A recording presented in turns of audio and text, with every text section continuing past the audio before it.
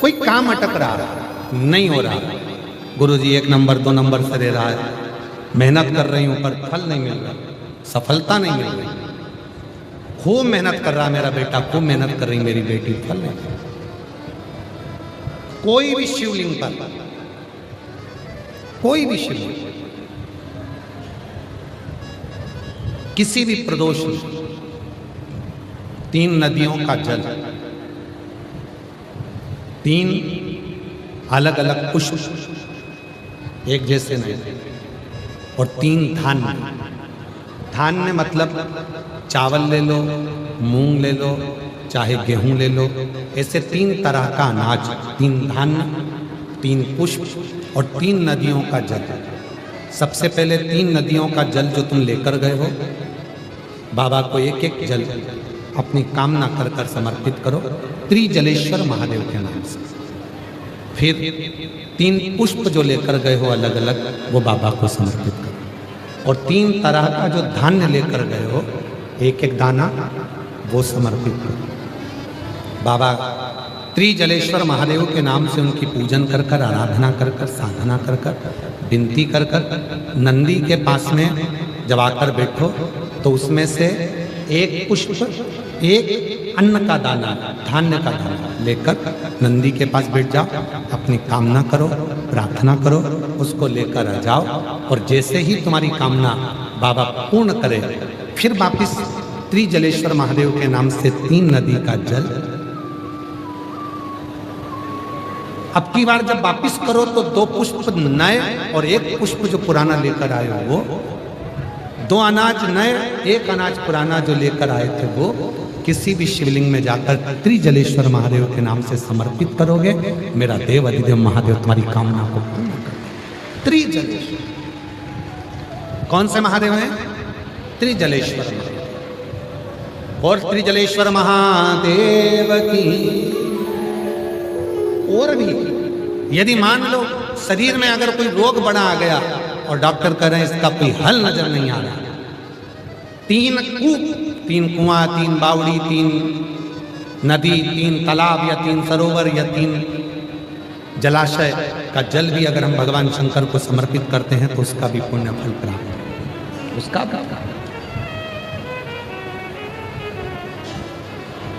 त्रिजलेश्वर महादेव कार्य की सिद्धि देते हैं,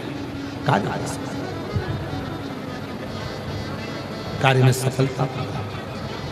महाराज शिव कथा का सोने की अटारी में रहने वाला लंकाधिपति रावण सोने के महल में रहता था, खूब राजसी ठाट था, कोई चीज की कमी रावण के यहां नहीं थी।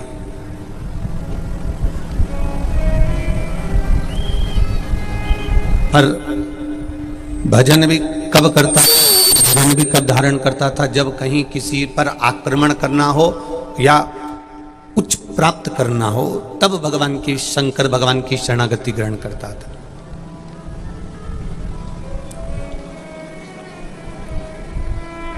और उससे पहले तो वो शिव को जानता भी नहीं था। वो तो जब उसने अपने भाई पर आक्रमण करा, पुष्पक विमान उसने ले लिया, और उस विमान को लेने के बाद में जब वो चला और लेकर जब कैलाश पर्वत के ऊपर से जा रहा था, और जाते समय कैलाश पर्वत के ऊपर वाहन रुक गया, वो विमान रुक गया।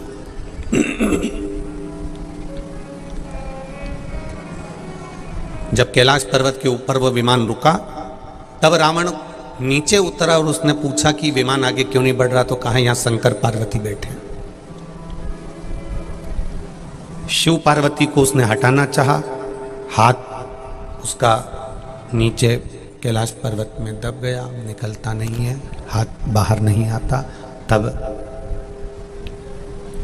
उसको ये मालूम पड़ा कि कोई शक्ति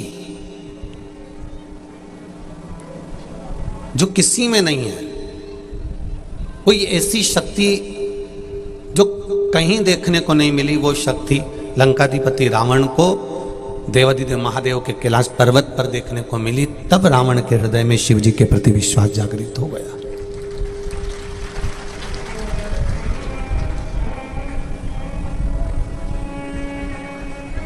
रावण के हृदय में तब विश्वास जागृत हुआ और रावण के हृदय में जब विश्वास जागृत हुआ तब रावण ने ये विचार कर लिया, तब रावण ने ये भरोसा रख लिया कि अब मैं शिव की आराधना करूंगा, अब मैं शंकर भगवान की आराधना करूंगा, अब मैं शिव तत्व को जानने का प्रयास करूंगा।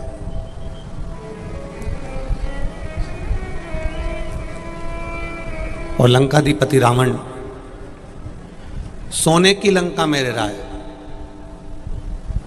अप्सराएं भी उसके दरवाजे पर नृत्य करती हैं, धन वैभव सत्ता सब कुछ उसके पास में, सब कुछ,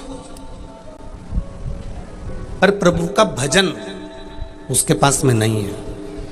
आप सोने की अटारी बना लो, बड़ा सारा महल बना लो, खूब सुंदर कपड़े पहन लो, खूब सुंदर आभूषण बनवा लो, पर आपके हृदय में किसी के दुख को देखकर दुखी होना नहीं सीखा, आपके हृदय ने किसी को सुख को देखकर सुखी होना नहीं सीखा, आपके हृदय ने अगर किसी पराये के दर्द को जानना नहीं सीखा, तो फिर सोने की अटारी और सोने का महल और अच्छा कपड़ा किसी काम का नहीं है,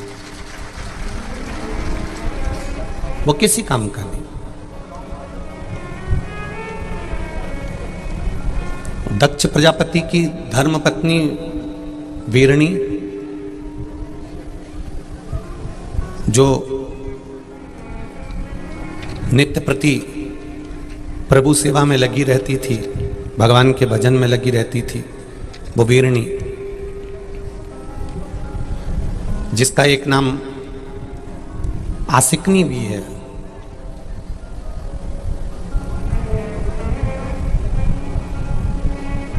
कितना तपबल है उसके भीतर, वो कितनी तपबल में लीन रहती है, कितना भजन में लीन रहती है, कितना स्मरण में लीन रहती है, और उसके तपबल के कारण अपने कुछ महीने का गर्भ अपनी बहन कह लो, सखी कह लो, या दक्ष प्रजापति की दूसरी पत्नी है तो सोतन भी कह सकते हो, एक अपनी बहन के गर्भ में फिर वो गर्भ स्थापित कर देना, फिर वो गर्भ दे दे।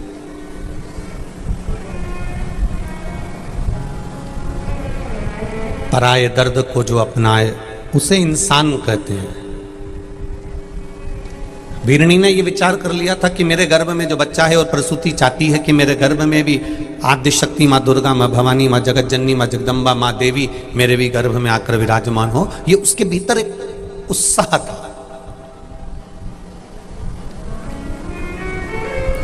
वीरणी आसकनी जिसने अपने गर्भ के बच्चे को, जिसको मालूम है ये दुर्गा है, जिसको मालूम है ये शिवा है, जिसको मालूम है ये आद्य शक्ति है, उस आद्य शक्ति को, उस गर्भ में विराजमान संतान को कुछ महीने के गर्भ धारण करने के बाद माता प्रसूति को प्रदान कर देती है, क्योंकि प्रसूति का भी तपबल बड़ा प्रबल है, प्रसूति का भी भजन बड़ा प्रबल है, प्रसूति की भी भक्ति बड़ी प्रबल है, प्रसूति का भी नाम जाप बड़ा प्रबल है।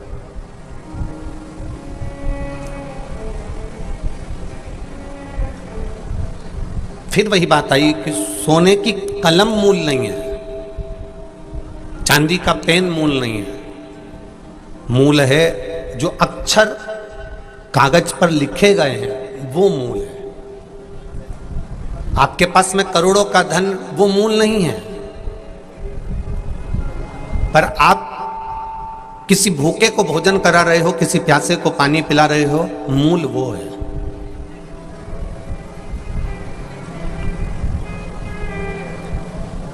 कल रात्रि को कई लोगों ने यहाँ की रात्रि की वीडियो सीहोर भेजी।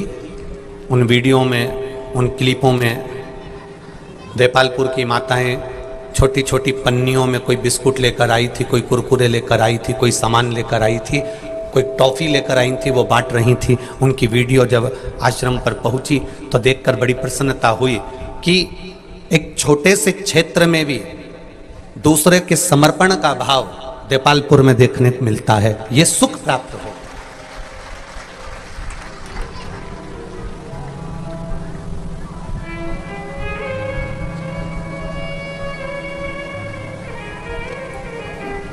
आपका समर्पण ही देखने को मिल रहा है, आपका विश्वास देखने को मिल रहा है। धन, अटारी, संपदा, दौलत, सत्ता, ये आप किसी दूसरे को देने वाले नहीं हो। ये आपके बेटे को मिलेगी, आपकी बेटी को मिलेगी, आपकी बहू को मिलेगी, पोता पोती को मिलेगी, आपके परिवार को मिलेगी, आपके कुटुंब को मिलेगी, आपके रिश्तेदारों को मिलेगी। ये किसी दूसरे को मिलने वाली नहीं है। पर इस अटारी में रहते हुए, अंबानियों में रहते हुए, सोना चांदी में रहते हुए, धन वैभव सत्ता में रहते हुए आपने अपने हाथों से किसी को जल पिला दिया, अपने हाथों से किसी को एक अन्न का निवाला दे दिया। बस आपके खाते में ये जमीन जायदाद की जो रजिस्ट्री है, ये रजिस्ट्री तो यहीं छूट जाएगी, पर आपने अगर किसी को एक गिलास पानी पिलाया है, ये उसकी रजिस्ट्री में लिखा गया तो ये वहां तक चली जाएगी। ये उसकी रजिस्ट्री में अगर लिखा गया है।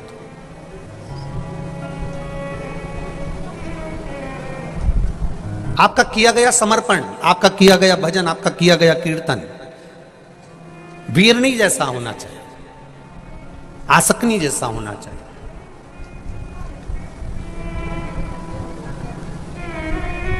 कितनी सुंदर बात कही है शिव पुराण में। मेहमान आए हैं, घर के लोग भोजन करने आए हैं, और बहू पहले ही कटोरे में, कटोरी में, डब्बे में खीर, हलवा, पूड़ी, भजिया, पकोड़ा जो भी बनाया गया है, बहू सबको खिला रही है और उसको लग रहा है कि अब कम पड़ने वाला है। तो बहू अपने लिए अगर वो निकाल कर रख देती है और बहू वो अलग से रखा हुआ अगर खा भी लेती है तो उसको सुख का अनुभव नहीं होता। अगर वो नहीं बचता चल जाता, पर दूसरे को खिलाकर सुख का अनुभव होना चाहिए। कई लोगों की आदत होती है बनाकर पहले अपने लिए अलग से रख लिया, फिर मेहमानों को खिला दिया, रिश्तेदारों को खिला दिया, नातेदार आए उनको खिला दिया, अपने लिए पहले सेव कर कर रख लिया, अपने लिए पहले कटोरी में संभाल कर रख लिया। अब सब खा लेंगे और मेरे लिए नहीं बचा तो शिव महापुराण की कथा कहती है नहीं बचे उससे बढ़कर कोई सुख नहीं है, जाने दे, तेरे को परमात्मा लाकर खिलाकर जाए।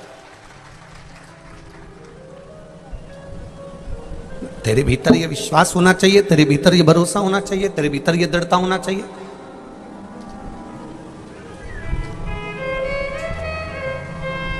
अलग से कटोरी में अगर निकाल कर रख लिया तो पात्र में, कढ़ैया में, भगोने में बरकत नहीं रहती। और अगर तू अलग से नहीं निकालती, 100 और आ जाते ना, खाकर भी चले जाते, तो भी उस कढ़ैया में, उस भगोने में थोड़ा तेरे लिए तो बचा ही रह जाता। ये अन्नपूर्णा है, इसको अन्नपूर्णा कहते हैं। अन्नपूर्णा जो बनाता है, अन्नपूर्णा का काम क्या है, अन्नपूर्णा का कर्म क्या है? जो बना रहा है भोजन।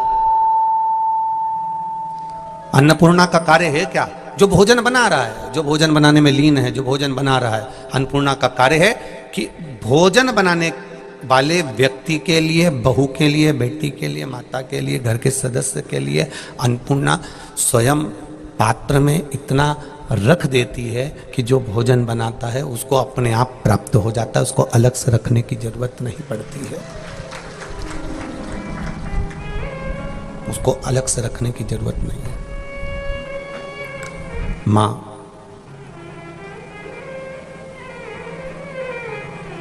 घर की जो बुजुर्ग माताएं होती हैं ना, घर की जो बूढ़ी बूढ़ी माताएं होती हैं, बहू कभी कभी उनको देखकर आश्चर्य करती है। बूढ़ी बूढ़ी माओं को आम का रस बनाया इतना सा सास ने, बहू बनाती इतने बड़े भगोने में, सास ने बनाया इतनी सी भगोनी में। अब दोनों में अंतर देखना, बहू ने सब्जी बनाई इतनी बड़ी कढ़ाई में, सास ने सब्जी बनाई इतनी सी कढ़ाई में, दोनों में अंतर देखिएगा। बहू ने रोटी बेल बेल के बना के डब्बा भर दो इतना बड़ा, और सास ने रोटी बनाई इतनी सी, वो भी डब्बे के ऊपर ही रखी है थोड़ी सी। बहू कहती है मां ये तो कम पड़ेगी जो तुमने बनाई है, मैं रोज इतनी रोटी बनाती हूं तो खत्म हो जाती है, इतना बड़ा भगोना भरकर सब्जी बनाती हूं तो खत्म हो जाती है, इतना भगोना भरकर अमरस बनाती हूं तो खत्म हो जाता है, इतना भगोना भरकर खीर बनाती हूं तो खत्म हो जाता है, और तुमने तो इतनी सी भगोनी में बनाया, इतने से पात्र में बनाया, इतना सा सामान बनाया, ये तो 2 मिनट में खत्म हो जाएगा। सास बोली तू तो जाके बस परोसगारी कर, बाकी के मैं सब निपट लूंगी। और सास रसोई घर में भोजन छोटे पात्र में बना रही है, बहू परोसगारी कर रही है, दिल से बहू ने परोसा, दिल से खिलाया, पर सास जो छोटे बर्तन में भोजन बनाई थी वो बर्तन आखिरी तक खाली नहीं हुआ, क्योंकि उसका दिल बड़ा था। उसने अपने लिए नहीं सोचा पहले कि मैं बचेगा कि नहीं बचेगा। रसोई घर में भोजन बनाते समय आपके मन में यह विचार नहीं आना चाहिए कि बचेगा कि नहीं बचेगा। अगर थोड़ा भी बनाया है तो तुम्हारे मन में यह विचार आना चाहिए कि मैंने महादेव के लिए बनाया है। आप थोड़ा भी बनाए हो तो यह विचार आना चाहिए कि अन्नपूर्णा ने बनाया है। अगर इतना सा हलवा भी बनाए, इतना सा सीरा भी बनाए, कभी विचार लगे ना नर्मदा जी के घाट पर जाना, और नर्मदा जी के घाट पे छोटी सी कढ़ाई में लोग हलवा बना लेते हैं, सीरा बना लेते हैं, मीठी थुली बना लेते हैं, इतनी सी बनाते हैं, सबको खिला देते हैं, उसके बाद भी थुली कढ़ाई की कढ़ाई में रह जाती है, क्योंकि उसमें बनाया जाता है तो प्रसाद की मूलता हो जाती है। और प्रसाद जब माँ, घर की बुजुर्ग माँ जब भोजन बनाती है तो ये विचार से बनाती है कि मैं अपने बच्चों के लिए बना रही हूँ। एक माँ अन्नपूर्णा की तरह अपने बच्चों का भरण पोषण करने के लिए बनाती है, और घर की बहू भी भोजन बनाती है, मना नहीं, पर उसके मन में ये आना चाहिए कि ये मैं भोजन जो बना रही हूँ, मैं घर के प्रत्येक भगवान के तुल्य, जो मेरे देवर जेठ सास ससुर पति जो कोई भी घर में विराजमान है, सबको परमात्मा के तुल्य मानकर मैं भोजन बना रही हूँ। सास भोजन बनाती है तो गुनगुनाते भोजन बनाती है, बहू भोजन बनाती है तो व्हाट्सएप चलाते चलाते भोजन बनाती है, अंतर रह जाता है। भोजन बनाते बनाते टीवी पर ध्यान है, नाटक पे ध्यान है, सीरियल पर ध्यान है। अगर भोजन बना रही है सास तो वो अपना चित्त, अपना मन, अपनी बुद्धि, अपना दृष्टि भगवान की भक्ति में रखती है। उस भोजन में स्वाद भी बढ़ जाता है, उसका एक आनंद भी बढ़ जाता है, उसका एक सुख भी बढ़ जाता है, उसमें एक रस तत्व बढ़ जाता है।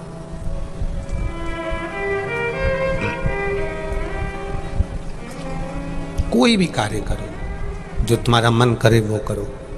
एक छोटी सी चाय की दुकान भी खोल कर बैठो, मना नहीं है कि तुम बहुत बड़ा शॉपिंग मॉल बनाइए, जरूरी नहीं है कि बहुत बड़ी दुकान बनाइए। आप छोटा सा दुकान भी खोल कर बैठो और अपने कर्म पर विश्वास है आपको कि मैंने छोटी सी दुकान डाली और ये बहुत चलेगी, विचार कर डालना कि बहुत चलेगी। जो ये विचार कर डालता है कि चलेगी कि नहीं चलेगी, डाल तो रहा हूं, अब देख लूंगा, चलेगी तो ठीक, नहीं तो फिर थोड़े दिन बाद बदल दूंगा, तुमने पहले से ये विचार कर लिया कि चलेगी कि नहीं चलेगी, तो वो नहीं चलेगी। तुमने ये विचार कर लिया कि मैंने छोटी सी दुकान डाली है, मेहनत करूंगा, दिन रात मेहनत करूंगा, और मेरा विश्वास कहता है मेरे साथ काल अधिपति महाकाल राजा है, तो ये दुकान चलकर मानेगी। ये विश्वास बोल रहा है, ये तुम्हारा भरोसा बोल रहा है, ये तुम्हारी दृढ़ता बोल रही है, ये तुम्हारा विश्वास बोल रहा है। जब तुम्हारा विश्वास बोलता है तो तुम विजय हो जाते हो।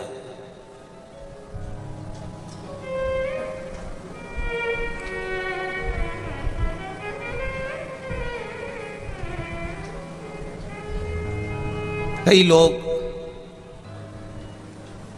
लोग छोटा छोटा जब पंचायत का, नगर पालिका का, नगर निगम का छोटा मोटा जब चुनाव आदि कर्म आता है तो उसमें बहुत सारे लोग चुनाव लड़ने के लिए खड़े हो जाते हैं। कहीं कहीं का यही सोच के खड़ा होता है, नहीं जीतेंगे पर अपन इतना वोट तो काट ही देंगे।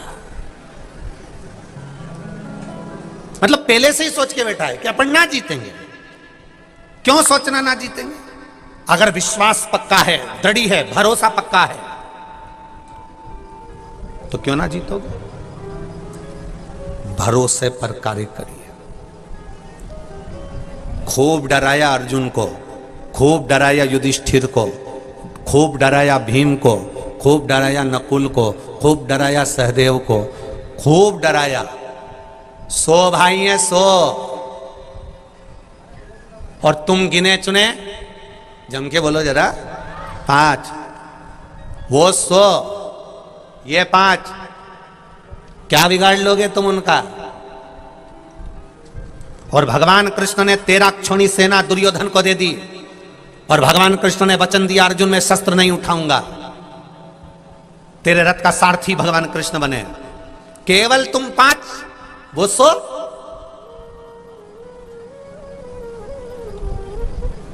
अगर कहीं का आज के समय का अर्जुन होता ना तो डर जाता कि बताओ 100 और अपन 5, अपन को नहीं बैठना, अपन को इनसे बात ही नहीं करना, अपन को तो झगड़ा करना ही नहीं, उस रास्ते पे जाना ही नहीं, उनके पास तो जाना ही नहीं, ये विचार कर लेते। पर अर्जुन ने, युधिष्ठिर ने, भीम ने, नकुल सहदेव ने, इन सब ने विचार कर लिया वो 100 होंगे, उनके घर के होंगे, हम 5 कम नहीं पड़ेंगे, अगर मर भी गए तो कम से कम 2-4 को मारकर तो मरेंगे। ये विश्वास था इनके लिए, ये दृढ़ता थी इनके लिए।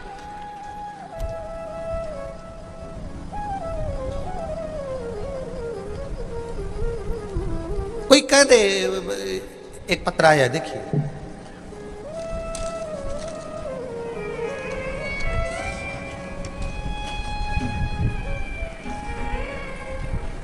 त्रिवेणी गुजर, मोबाइल नंबर ये है, मैं विजयनगर इंदौर से आई हूं। त्रिवेणी गुजर, कहीं बैठी हो तो हाथ हिलाइएगा।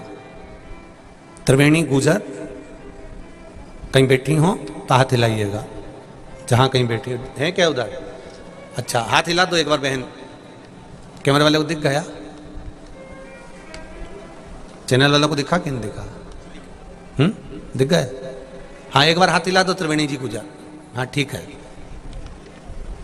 मैं त्रिवेणी गुजर, मेरा मोबाइल नंबर ये है, इंदौर विजयनगर से आई हूँ। बाबा की कृपा का क्या बखान करूँ गुरुदेव, मेरे भोले बाबा की महिमा का मैं क्या गुणगान करूँ। बाबा की दया से मेरे बेटा सीए का एग्जाम दे रहा था, बार बार एग्जाम दिया, तकलीफ आई, अब की बार शिव जी पर विश्वास रखकर उसने एग्जाम देना चालू करा। गुरुदेव, कई लोग मेरे बेटे को कह देते थे ये सीए का एग्जाम पास करना, फाइनल एग्जाम से निकलना बहुत कठिन है, इस एग्जाम से निकलना बहुत कठिन है। मेरा बेटा बार बार टूट जाता था, पर बाबा की कृपा देखिए गुरुदेव, बाबा की करुणा, हम सीहोर गए, कुबरेश्वर धाम पर हमने विनती करी, बाबा से निवेदन करा, और निवेदन कर कर हम वहां से बस विनय कर कर आए और बेटे से कहा जितने भी एग्जाम दे पढ़ाई दिल से करना। सीहोर वाला महाराज कहता है पढ़ना दिल से, खूब मेहनत करना, और एग्जाम देने जाए तो एक बेलपत्री के बीच वाले पत्ते पर शहद लगाकर फिर जाना। मैंने मेरे बेटे से कहा, उसने जितने एग्जाम दिए सब में बीच वाले पत्ते पर शहद लगाकर शिव जी को चढ़ाकर एग्जाम देने गया, और बाबा की कृपा देखिए गुरुदेव, बाबा की कृपा से मेरा बेटा सीए के फाइनल एग्जाम में पास हो गया। और पास तो हुआ गुरुदेव, बाबा ने ऐसी कृपा कर दी कि अहमदाबाद के गुजरात में मेरे बेटे को अच्छी नौकरी भी मिल गई, इसलिए मैं यहां दंडवत करने के लिए आया। शिव तत्व है, बैठिए बहन, हर हर, ये शिव तत्व है। डराने वाले आपको डराएंगे, ये आपके बस का नहीं है, आप ये नहीं कर सकते।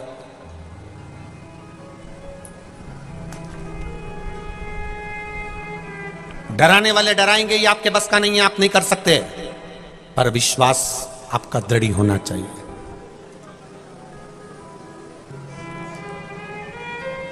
कई लोग कहेंगे आपके बस का नहीं है, क्यों कर रहे हो?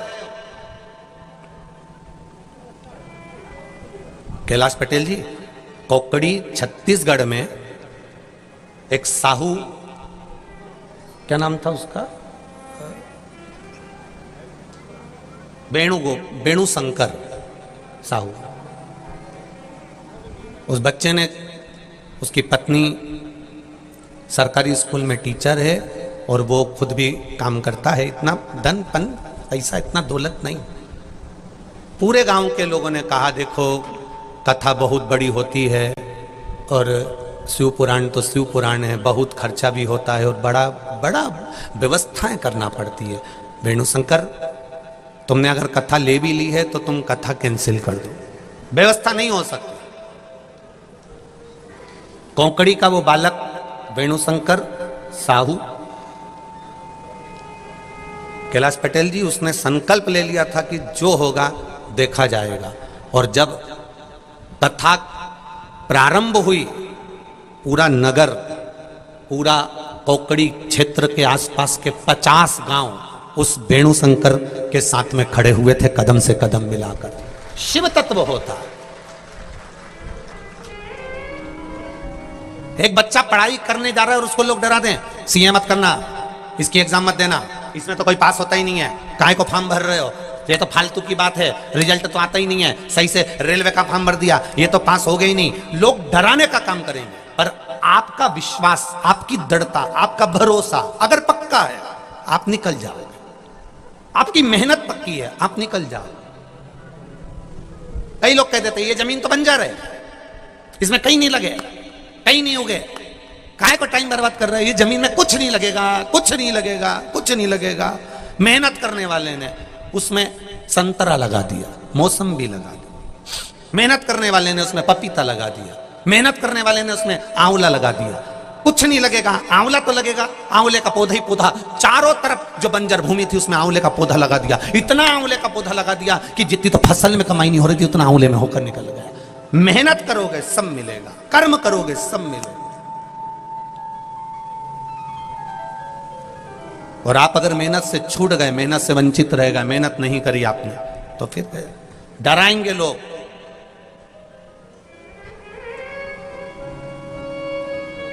इतनी बड़ी कथा, इतना बड़ा मकान, इतनी बड़ी शादी, ऐसा मत करो, ये मत करो, वो मत करो, डराएंगे। पर आपका संकल्प पक्का है और आपने अगर शिव को अपना मान लिया है, भगवान शंकर को अपना जान लिया है, शिव को अपना मानने का प्रयास कर लिया है, तो निश्चित है कि आप उस जगह पर विजय प्राप्त करोगे। ये निश्चितता है आपकी, निश्चितता।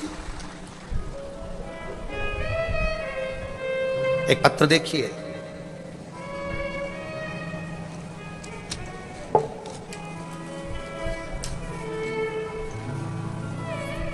मैं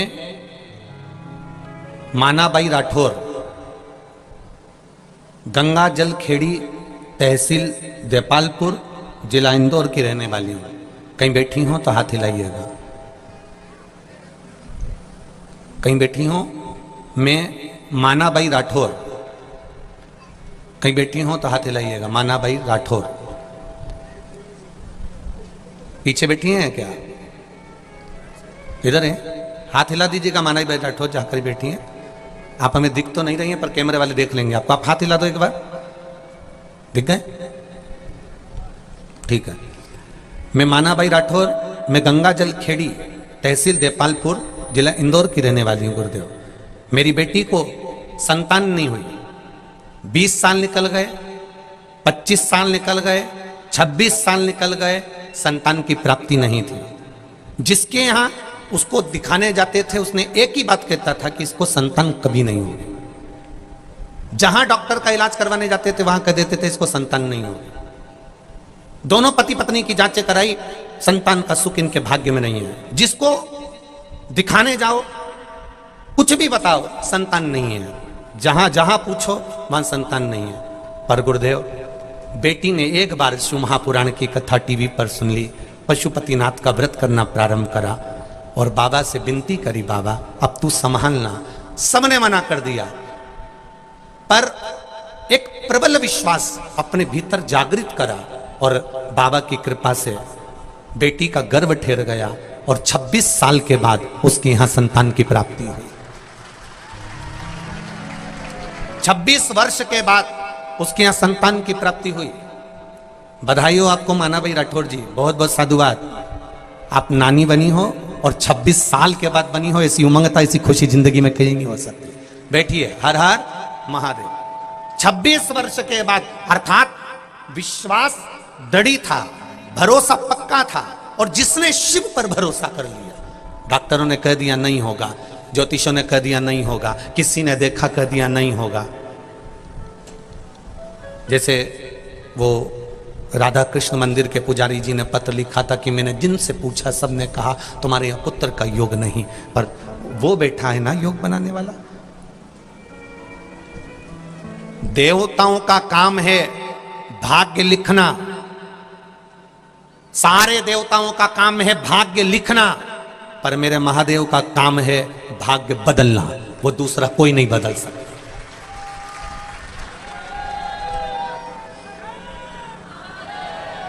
देवताओं का काम भाग्य लिखने का होता है और महादेव का काम भाग्य बदलने का है।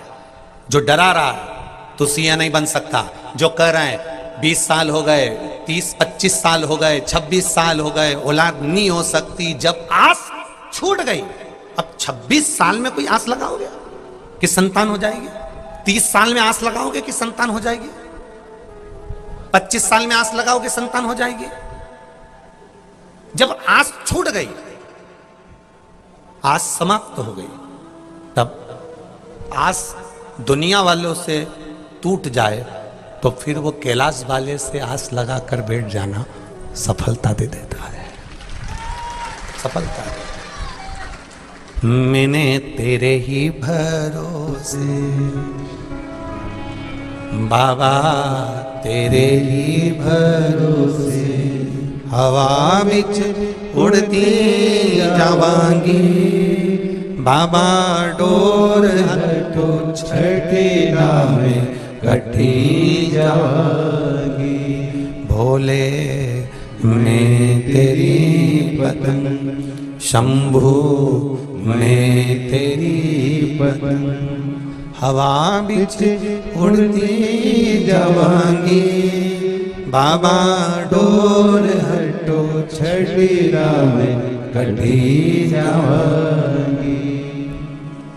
अर्जुन को भी डराया, युधिष्ठिर को भी डराया, नकुल, सहदेव, भीम, सबको डराया कि ये सो हैं।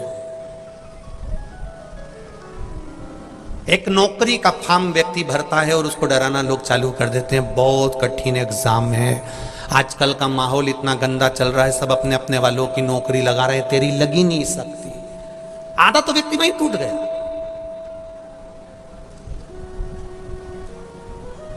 आधा तो व्यक्ति वहीं समाप्त हो गया। राम जी से भी कहा लोगों ने, कहां जा रहे हो? लंका। जानते हो कौन है वो? जिसके सामने तुम खड़े हो युद्ध के मैदान में, कौन है वो? जिसके लंका के राज्य में सारे नवग्रह बंदी होकर पड़े हुए हैं, एक एक देवता जिनको सलामी देने जाता है। वो लंकाधिपति रावण सरल नहीं है महाराज, जिससे आप युद्ध लड़ने के लिए जा रहे हो। आपको मालूम नहीं है, सोने की लंका है, उसके पास में सोने के पर्णकोटे, सोने की भुजाएं, सोने की कालीन, सोने के कलश, सोने के मंडप, सोने के मकान, सोने की ध्वजा, सब कुछ सोने का है। और राम जी आप नंगे पैर पैदल जा रहे हो। और सेना भी क्या आपके पास में? सेना क्या आपके पास में? रावण के पास सेना है ढेरों, और आपके पास सेना में साथ चलने वाले कौन है? जम के बोलो जरा, कौन है ये सारे बंदर, बानर। राम जी से कहा गया, सेना में बानर बानर लेकर जा रहे हो, जरा सोचो उसके पास में कितनी सेना है और तुम्हारे पास में केवल बानर है। राम जी ने कहा, बानर ले जाने का भी केवल एक ही कारण है, अगर मैं आज के जमाने के मनुष्यों को लेकर सेना बनाकर जाता, रावण के पास में इतना सारा सोना था, 10-10 तोला सबको दे देते, सारे के सारे रावण के पास चले जाते। इसलिए मैं बंदरों को लेकर जा रहा हूं, उनको सोने से कोई मतलब ही नहीं है। बंदरों को लेकर जा रहा हूं, इन्हें सोने से कोई मतलब नहीं है। अगर आज के जमाने के व्यक्ति को लेकर जाता तो जहां दम वहां हम। आज के व्यक्ति को लेकर जाता तो वो सोना देखते और सोना देखते से रावण की साइड हो जाते।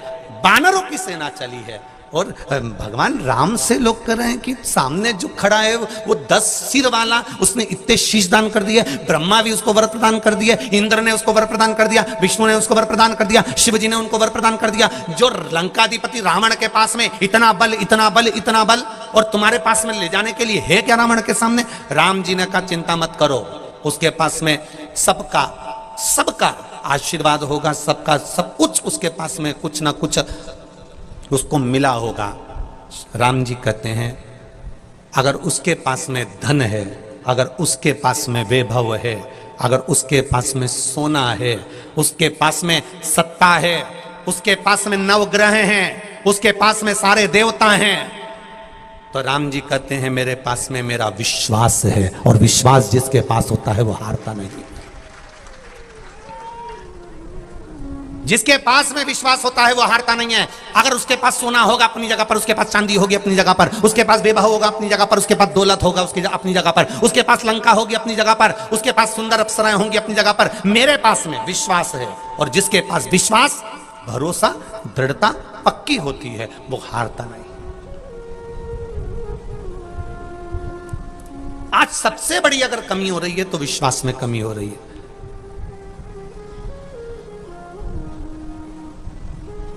संतान नहीं हुई 2-3 साल 4 साल, 2-4 साल संतान नहीं हुई, विश्वास टूट गया। अब तो हमारे यहां औलाद होगी नहीं, अब हमारे यहां संतान होगी नहीं। एक बार दुकान खोली नहीं चली, दूसरी बार दुकान खोले तो अब हो ही नहीं सकता। मैं कितनी दुकान डालूं, 2 बार डाल के देख ली, अच्छी नहीं चले, हर बार फसल बिगड़ रही है, मैं तो हर बार करके देख लिया, हमारी तो किस्मत ही बुरी है। कई लोग कहते हैं हमारी तो किस्मत ही बुरी है, हमारा तो भाग्य बुरा है। शिव महापुराण में पार्वती जी ने भी शंकर भगवान से कहा था, भोलेनाथ कई लोग पृथ्वी पर अपने भाग्य को कोसते हैं, अपनी किस्मत को कोसते हैं, सत्य बताओ भोलेनाथ जी, क्या सही में इनकी किस्मत बुरी है, इनका भाग्य बुरा है? शिव जी कहते हैं, सुन पार्वती, पृथ्वी पर मैं जन्म ही उसको देता हूं जिसकी किस्मत प्रबल होती है, जिसका भाग्य प्रबल होता है। जिसका भाग्य प्रबल नहीं होता, जिसकी किस्मत प्रबल नहीं होती, उसको तो माता के गर्भ में ही वो शांत हो जाता है, उसको जन्म ही नहीं देता मैं, उसको पैदा ही नहीं करता मैं। पृथ्वी पर अगर मैंने जन्म दिया है तो तुम्हारा भाग्य प्रबल है, किस्मत वाले हो तुम जो पृथ्वी पर जन्मे हो। मृत्यु लोक में अगर तुम्हारा जन्म हुआ है तो तुम किस्मत वाले, तुम्हारा भाग्य प्रबल है।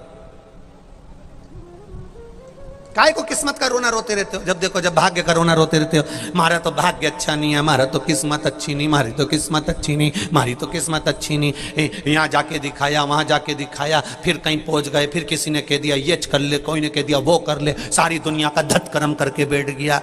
जिसके पास जाए ना वो घूमता ही मिले 24 घंटा, कहीं यूं बाल घुमाए, कहीं यूं घुमाए ना, कहीं कुछ के, कहीं दाना उठा के कहते ले कितना दाना आया थारा हाथ में, 10 जा, थारा घर का व्यक्ति ने करा। पूरी जिंदगी इसी में निकल गई, 8 साल 10 साल 7 साल इसी में निकल गए। बस इसने करा, इसने धरा, इसी ने टोना मार दिया, इसने ऐसा कर दिया, इसने वैसा कर दिया, सब कुछ करा।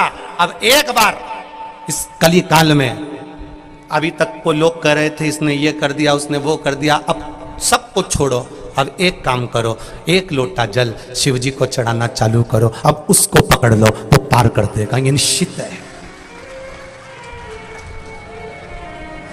अब वो पार कर देगा निश्चित। हम कब तक भटकेंगे, हम कब तक भ्रम में जिएंगे, हम कब तक भटकते रहेंगे, कब तक भटकेंगे?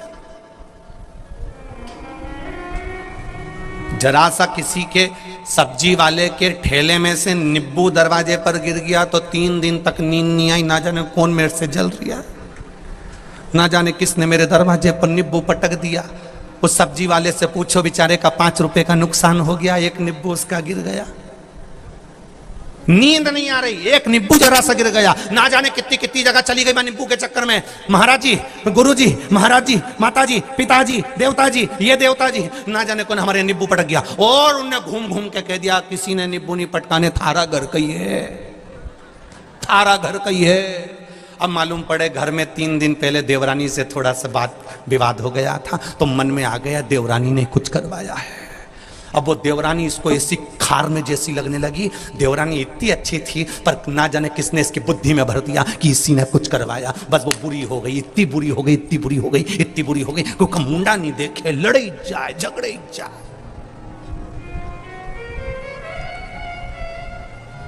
देवी देवता कभी घर तोड़ने की बात नहीं करते हैं। असली देवी देवता होगा तो कभी नहीं कहेगा कि तेरे घर का है। असली देवी देवता कभी घर नहीं तोड़ता, असली देवी देवता तो घर को जोड़ता है, वो देवता कहलाता है। हम भ्रम में जी रहे हैं, हम भटक रहे हैं अपने मार्ग से। किसी ने कह दिया भूत लग गया, किसी ने कह दिया पलीत लग गया, किसी ने कह दिया ये लग गया, किसी ने कह दिया वो लग गया। आज तक ऐसा नहीं मिला कि कई कई इनके ये देवता आ गया, उनके वो देवता आ गया, उनके वो देवता आ गया, सबने किया। आज तक ऐसा कहीं का नहीं मिला कि इसके शंकर जी आ गया। और एक बार कहीं का कह देना कि इसके शंकर जी आ गया तो हम भी तैयारी करके बैठे, कटोरे में जहर ले जाके दे देंगे, पी के बता। ये क्या शंकर जी आया तो तू जहर पी के बता। उतनी देर में तो शंकर जी गायब। होता है एक पहले जब हम भागवत जी करते थे तो एक जगह कथा करने गए, गांव की बात है। अब गांव में कथा करने गए तो किसी के पितृदेव आ रहा है, किसी के कोई देवता आ रहा है, किसी के कोई देवता आ रहा है। एक अम्मा बैठी थी, अब ना जाने उसको क्या सुध पड़ी और तुरंत उसने बाल माल खोला और यूं घूमती घूमती बोली कौन। हमने भी पूछ लिया, माता जी बोलो तुम कौन हो। भागवत। हमने कहा ये बच्ची थी आने से। सबने उनके पांव पड़े, भागवत माता आ गई, भागवत माता आ गई। अब हम भी उठकर जाने लगे तो गांव के लोग बोलने लगे महाराज जी तुम कहाँ जा रहे हो। हाँ, हमने कहा जब भागवत माता खुद ही आ गई तो आगे के अध्याय वो बाज देगी। अब हम भी बाज कर क्या करेंगे, जब वो आई गई है तो आगे की कथा वो बाजेगी। इतना में तो भागवत जी चली गई, भागवत गई। क्यों इधर उधर मत डोलो रे, अब शिव जी के बोलो रे। क्यों भटक रहे हैं हम, क्यों भटक रहे। संसार सागर से ना जाने कहां कहां भटक लिए और सब छोड़कर शिव की शरणागति ग्रहण करो।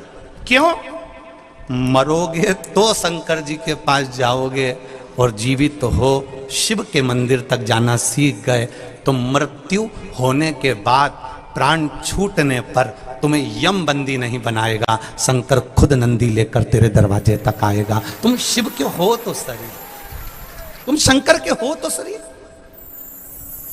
भ्रम में मत जियो, भ्रम में नहीं जीना हमको।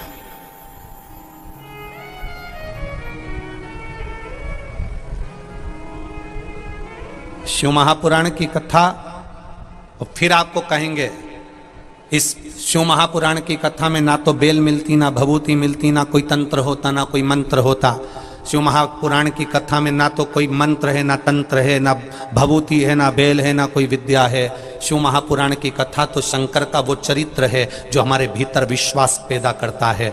राम जी की कथा कहती है रावण के पास दुनिया की सत्ता होगी, राम जी कहते हैं मेरे पास में विश्वास है। उसी तरह तुम भी कोई भी काम करना, चाहे एग्जाम देना, दुकान खोलना, चाहे कुछ भी काम करो, बस इतना याद रखना कि मेरे पास में विश्वास है, भरोसा है।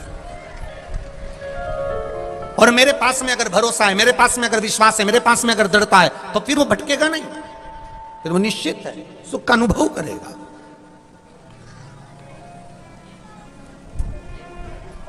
शंभु शरणे पड़ी मांगू घड़ी रे घड़ी, दुख काटो दया करीन दर्शन आपो, दया करीन दर्शन आपो। दुनिया के लोगों को आपके कपड़े अच्छे लगेंगे, दुनिया के लोगों को आपका स्वरूप अच्छा लगेगा, पर परमात्मा को ना तो आपके कपड़े से मतलब है, ना आपके स्वरूप से मतलब है।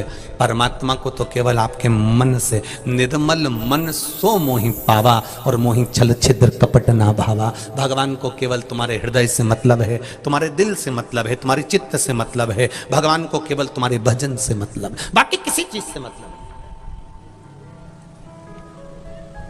भगवान को मतलब नहीं तुम्हारे पास में कितना वैभव है, कितना सत्ता है, कितनी दौलत, कितनी गाड़ी है। 25 लाख की गाड़ी में भी घूमने वाला एक दिन 25 रुपए के लोटे में भरा कर हरिद्वार पहुंच जाता है। भगवान को मतलब नहीं तुम्हारा वैभव कितना है, भगवान को मतलब नहीं तुम्हारे पास में दौलत कितनी, भगवान को मतलब नहीं तुम्हारे पास सत्ता कितनी।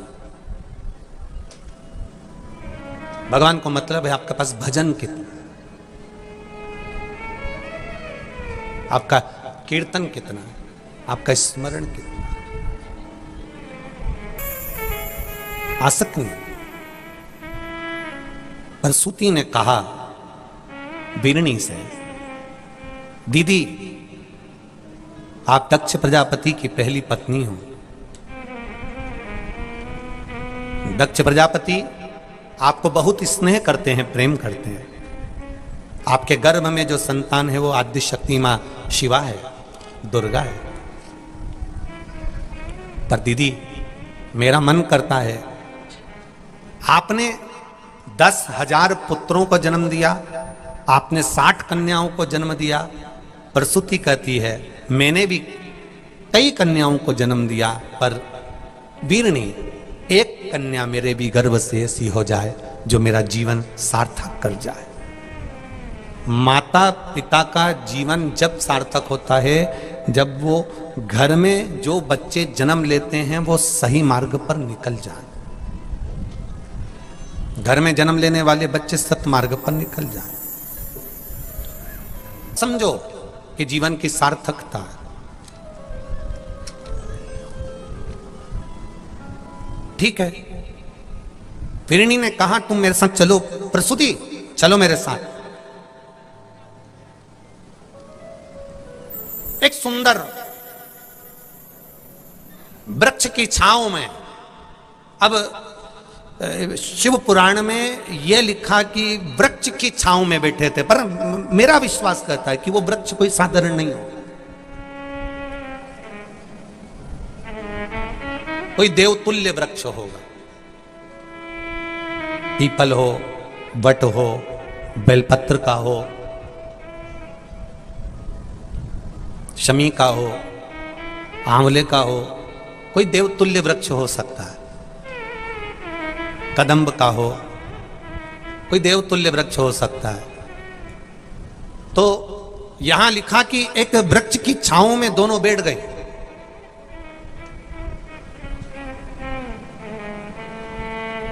वृक्ष की छांव में दोनों बैठी हैं और अखंड सौभाग्य की कामना करने वाली, अखंड सौभाग्य रखने वाली वीरणी और प्रसूति वृक्ष की छांव में बैठकर उस वृक्ष की छांव में गर्भ का आदान प्रदान कर रही हैं। ये मेरा संतान जब तप बलता है, बढ़ता है, साधना बढ़ती है, जब भगवान पर विश्वास बढ़ जाता है, भरोसा बढ़ जाता है, सब कुछ प्राप्त हो सकता है।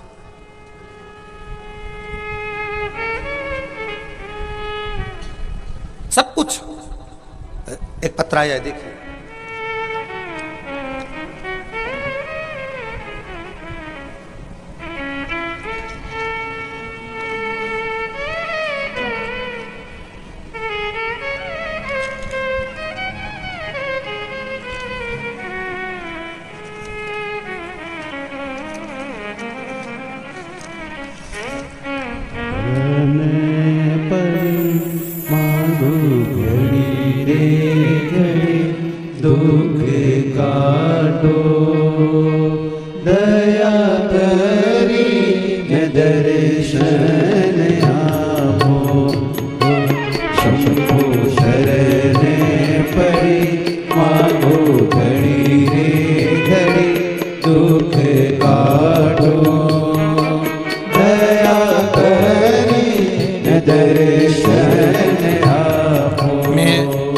दीपिका ग्राम बामोरा जिला उज्जैन से आई हूं। कहीं बैठी हो दीपिका जी तो हाथ हिलाइएगा।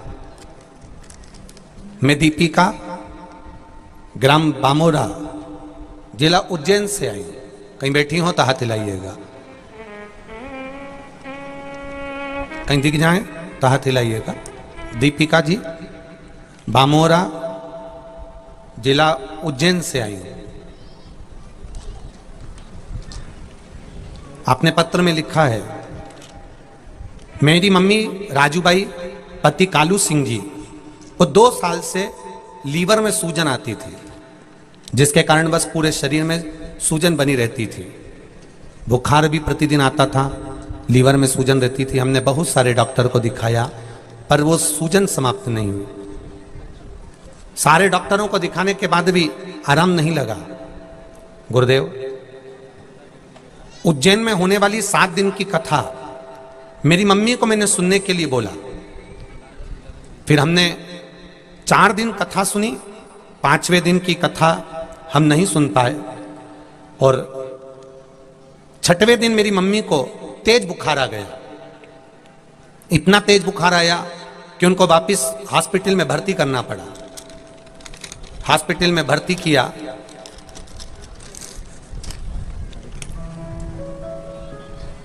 और जब हॉस्पिटल में भर्ती किया तब डॉक्टर ने फिर पुनः चेकअप करना प्रारंभ करा। मैंने भोलेनाथ जी से प्रार्थना करी, आपकी कथा सुनी और मम्मी को फिर बुखार आ गया। उनके लीवर में सूजन रहती थी जो हमेशा हो रहा था। डॉक्टर ने बुखार आने पर जब उनकी चेकअप करना प्रारंभ करा तो गुरुदेव केवल 4 दिन की कथा सुनी थी और बाबा की कृपा से बुखार जो आया, डॉक्टर को हमारी मम्मी दिखाने नहीं जाती, पर डॉक्टर ने जब चेकअप करना प्रारंभ करा तो उनके लीवर की पूरी सूजन समाप्त हो चुकी थी। यह शिव तत्व, ये अवघड़ी है। अब केवल 4 दिन की कथा को श्रवण कर लेना केवल पंडाल में बैठकर, और वो भी ऐसी अवस्था में, ऐसी स्थिति में जहां डॉक्टर भी कहे कि ये लीवर की सूजन और पूरे शरीर की सूजन, ये विश्वास वाली बात है, दृढ़ता वाली बात, आपका भरोसा, आपका विश्वास। और जितनी भी माताएं, जितने भी भाई लोग, जितनी भी जीजियां, जितने भी जीजा होन, जितने बच्चे बुजुर्ग इस कथा के पंडाल में बैठकर कथा सुन रहे हैं, जितने टीवी पर कथा सुन रहे हैं, जितने मोबाइल पर कथा सुन रहे हैं, उनसे एक ही बात कहना चाहूंगा, शिव महापुराण की कथा तुम रोज टीवी पर सुनो, पर विश्वास के साथ सुनना और भरोसे के साथ सुनोगे तो तुम्हें पंडाल में भी आने की जरूरत नहीं पड़ेगी, वो तुम्हारा वहीं पर भंडार भर देगा। ऐसी कृपा उसकी। इतना भरोसा अपने भगवान शिव पर होना चाहिए, इतना विश्वास शिव पर होना चाहिए, इतना विश्वास होना चाहिए।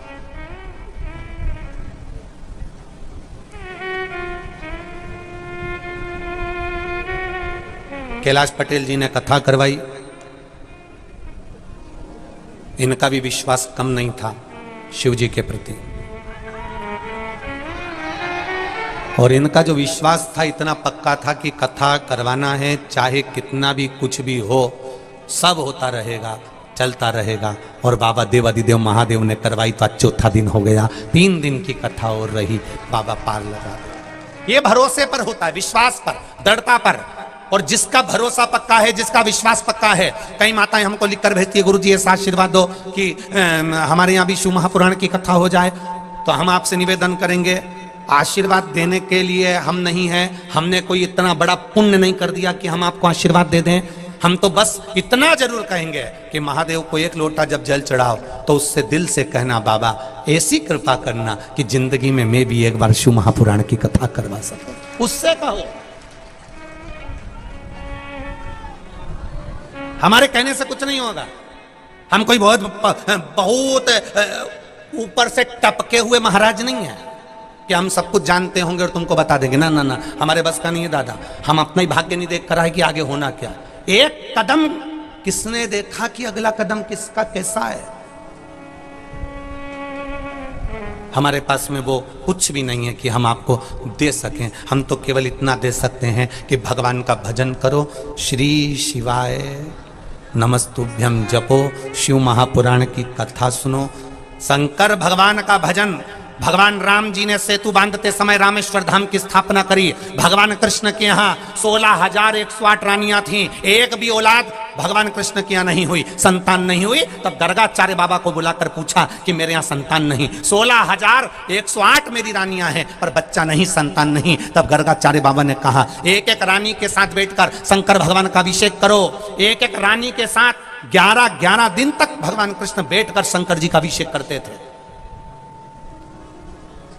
एक एक रानी के साथ 11-11 दिन तक बैठकर भगवान कृष्ण ने शिव जी का अभिषेक करा। शंकर भगवान प्रसन्न हो गए, सामने आकर प्रकट हो गए। ए भगवान कृष्ण, ए कन्हैया, ए कृष्ण, तुमने मेरा अभिषेक करा है, मांगो तुम्हें क्या चाहिए। कृष्ण कहते हैं मेरे यहाँ संतान नहीं, 16,108 मेरी रानियां, मुझे औलाद नहीं है। भगवान कहते हैं क्यों चिंता करते हो कृष्ण, तुम्हारी रानी के साथ तुमने बैठकर 11-11 दिन तक अभिषेक करा है, मैं तुम्हें वर प्रदान करता हूं। एक एक रानी से तुम्हें 11-11 संतान होगी।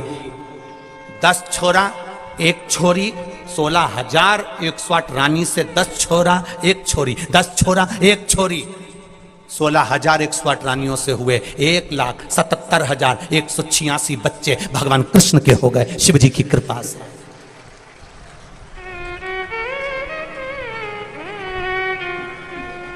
भगवान कृष्ण ने शंकर जी की आराधना करी। भगवान राम जब रावण पर आक्रमण करने जा रहे हैं, लंका पर आक्रमण करने जा रहे हैं, हर तरह से जब लगने लगा कैसे सीता जी को प्राप्त करेंगे, तब रामेश्वर धाम की स्थापना करी। राम जी का बालू का शिवलिंग बनाया, उसका अभिषेक, उसका पूजन करा, और पूजन करा तो शिव जी प्रकट हो गए। शंकर भगवान प्रकट होकर बोले, राम जी क्या चाहिए? बस तैयारी करना है, पार करना है, तो क्यों चिंता करते हो? नल नील है ना पत्थर, लिखो राम तिरवा, राह दे दी। राम जी कहीं अटके तो शिव जी को भजा है, भगवान कृष्ण कहीं अटके तो शिव जी को भजा है। जितने जितने अवतार भगवान के हुए उन्होंने शिव का स्मरण किया है। और भगवान कह कर जा रहे हैं, भगवान कृष्ण ने पांडवों से कहा था पूरी पृथ्वी पर शंकर के मंदिर बना दो, पूरी पृथ्वी पर शिव के मंदिर बनाओ, यह भगवान कृष्ण ने पांडवों से कहा था। इसलिए केदार में भी पांडव हैं। भोपाल के पास में चले जाओ, भोजपुर, भीम ने बनाया शिव मंदिर। आसपास के क्षेत्र में तुम घूम कर देखना, जो पुराने शंकर के मंदिर मिलेंगे आपको लोग बताएंगे ये पांडव कालीन है, ये पांडवों के द्वारा बनाए गए हैं, पांडव कालीन है।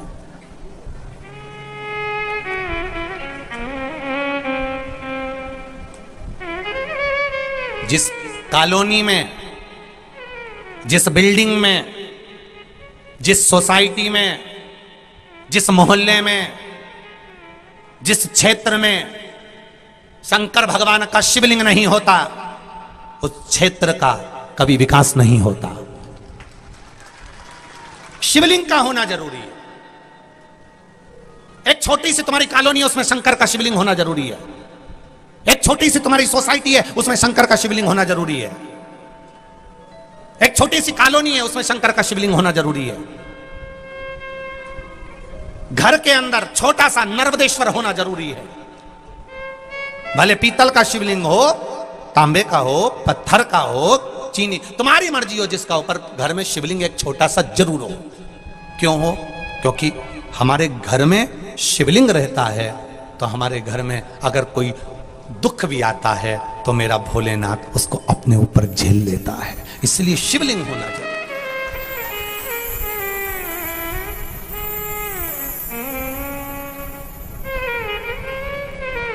एक छोटा सा, और कई मिलेंगे तुमको, कई लोग आएंगे, कई लोग ऐसे भी हैं जो शंकर जी का आज के समय में कलयुग में शिव जी को लोग अब रिझाने लगे, तो कई लोगों को शंकर जी भी बुरे लगने लगे। कोई कहेगा शिव जी पे चढ़ा जल मत पीना, कोई कहेगा ऐसा होगा, कोई कहेगा वैसा होएगा। तो एक बात उनसे जरूर कहना, महाराज जी आप कह रहे हो कि शंकर जी का जल पीने से ऐसा होता है, तो शिव महापुराण के विद्येश्वर संहिता में पेज नंबर 75 और 76 में लिखा है कि शंकर भगवान पर चढ़ा हुआ जल पीने से 3 ताप समाप्त हो जाते हैं। नारी शिवलिंग का स्पर्श करती है तो वो कि जितनी बार जन्म लेगी, जितनी बार, अभी भले उसके पूर्व के कर्म के कारण भले उसके साथ कुछ भी हो सकता है, पर आगे के जितने जन्म लेगी वो नारी कभी भी वैधव्य का जीवन नहीं जीती, वो अखंड सौभाग्यवती होती जाती। ये शिव पुराण कर रही है, शंकर जी की कथा कर रही है। एक पहले आते थे टीवी के ऊपर, सोफे पे बैठकर बोल दिया एक बार उन्होंने, घर में शिवलिंग नहीं होना चाहिए। सब ने, गांव का लोगों ने शिवलिंग को उठाया और लोटा में भरा और नर्मदा जी छोड़िया है, पीपल के नीचे छोड़िया है, मंदिर में छोड़िया है। इन्होंने शंकर जी को घर से बाहर निकाला, शंकर जी ने इनको घर से निकाल दिया, इनको टीवी से गायब। अब और आ गए कुछ, शिव जी पे चढ़ा हुआ जल नहीं पीना चाहिए, शंकर भगवान का पूजन नहीं करना चाहिए, स्त्री को छूना नहीं चाहिए। अरे पुराण तो पढ़ो, यही गीता प्रेस गोरखपुर की शिव महापुराण विद्येश्वर संहिता पेज नंबर 75, 76, 77 निकालो, पढ़ो, उसमें मिलेगा शिवलिंग का। बीच में कई लोगों ने श्री शिवाय नमस्तुभ्यम का भी बहुत विरोध करा। ये मंत्री नहीं है, इसको तो जपना ही नहीं चाहिए, इसको तो ऐसा। पर बाद में फिर शिव पुराण में से निकाल कर जब उसका फोटो खींचकर सबको भेजा, तब लोगों को समझ में आया कि हाँ पुराण में लिखा है। एक एक चीज इस व्यासपीठ से जो जो बोला जाता है, एक एक, अगर प्रजापति दक्ष प्रजापति की पत्नी का नाम बताया तो इस पुराण से बताया, कोई भी चीज बताएंगे तो किसी ना किसी पुराण में से बताएंगे। बिना पुराण के क्यों बोले हम, क्यों बोला? कौन जानता था तुमरुका जी को? कौन जानता था शंकर जी की बेटी अशोक सुंदरी को? कौन जानता था शंकर जी की बेटी जया विषहरा सामरी बारी दो तली देव को? धीरे धीरे लोगों के विचारों में ये आने लगा कि शंकर जी के मंदिर में जाना है, जल चढ़ाना है, तो ये सब चीजें हमको प्राप्त हो जाती है। शिव का भजन भटकाएंगे लोग आपको, कई लोग आएंगे, अगर शिव जी के ऊपर चढ़ा हुआ जल पी रहे हो ना तो कई लोगों को खटक रहा है, क्योंकि कई लोगों को तो चाहिए कि इनका बस चरण धो धो के पियो, शंकर जी का जल भले मत पियो। बस इन्हीं को पूछो, महादेव को मत पूछो, कई ऐसे भी मिलेंगे। और आग लगे बस्ती में, जर जम के बोलो अपन रहे हो मस्ती में, क्या किसको रोइए, चादर तान के सोइए। भगवान की भक्ति में इतने रम जाओ, इतने रम जाओ कि कोई मतलब नहीं। जो जितना जले उसको और खजूर की चोटी बना बना के जा, काय को सोचे हम, ना सोचे, बोले बोलने दो। मीरा जैसा भाव रखो, मैं तो चली वृंदावन राणा, मेरे तो भाग जगे तेरे महलों में आग लगे। हमें क्या करना?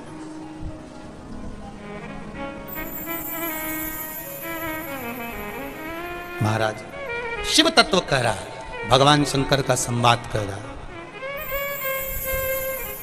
जो भाग्य में लिखा है वो प्राप्त होगा, मिलेगा।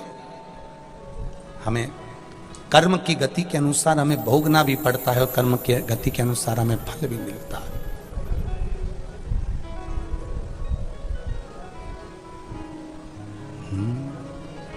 जितना जिसके भाग्य में होता,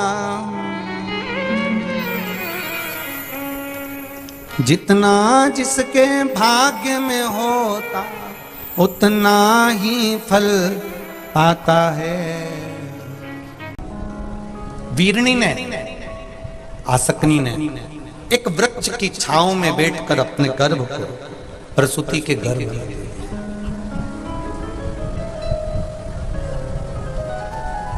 दृढ़ विश्वास, दृढ़ भरोसा, प्रबल विश्वास, प्रबल भरोसा जब होता है तब सब कुछ हो सकता है, सब कुछ।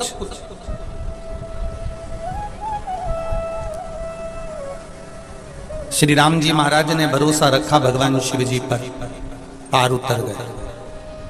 भगवान कृष्ण ने भरोसा रखा भगवान शिव जी पर, लाखों संतान की प्राप्ति भी हुई। प्रसूति ने भगवान की जो भक्ति करी थी उस भक्ति पर भरोसा करा, तो मां देवी आद्य शक्ति, मां शिवा, मां दुर्गा वीरणी के गर्भ से निकलकर प्रसूति के गर्भ में आकर विराजमान हुए। समय निकला और गर्भ से जो संतान हुई उसका नाम सती हुआ, क्योंकि प्रसूति के गर्भ से प्रकट हुई, माता प्रसूति के यहाँ से प्रकट हुई, इसलिए सती कहलाई। सती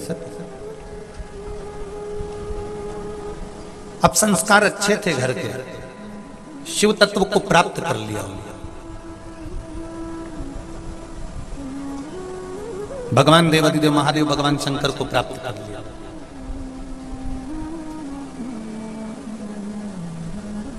केवल दक्ष प्रजापति की धर्म पत्नी माता प्रसूति ने अपनी बेटी सती को ही संस्कार नहीं दिया। आज भी हॉस्पिटल में जहां बच्चे का जन्म होता है उस कमरे का नाम लिखा होता है प्रसूति कक्ष, कि इस कमरे में, इस कक्ष में, इस रूम में इस कमरे के अंदर जो भी बच्चा जन्म ले वो संस्कारित हो, और सती के जैसे संस्कार उसके भीतर होना चाहिए, जो भगवत भजन में लीन रहे, भगवान की अविरल भक्ति में डूबा।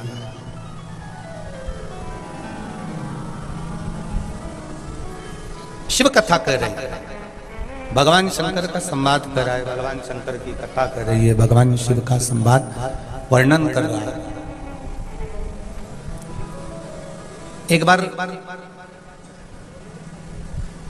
माता प्रसूति के भाई उत्तानपाद, जिनके यहां पर दो धर्म पत्नियां थी, सुनीति और सुरुचि। सुरुचि का बेटा उत्तम और सुनीति का बेटा ध्रुव। एक दिन ध्रुव जी महाराज ने अपनी माता से पूछ लिया था, मां भगवान की भक्ति कैसे प्राप्त करी जाती है? अब देखिएगा जरा, एक इस कथा से थोड़ा सा अपने जीवन में उतारिएगा, अपने जीवन में थोड़ा सा उतारने का प्रयास करिएगा कि एक भतीजा अगर बुआ के घर पर जा रहा है, एक भतीजा अगर बुआ के यहां पर जा रहा है और बुआ के यहां गया है, तो बुआ को कैसा ज्ञान देना चाहिए? वो शिव महापुराण की कथा प्रसूति चरित्र कह रहा है,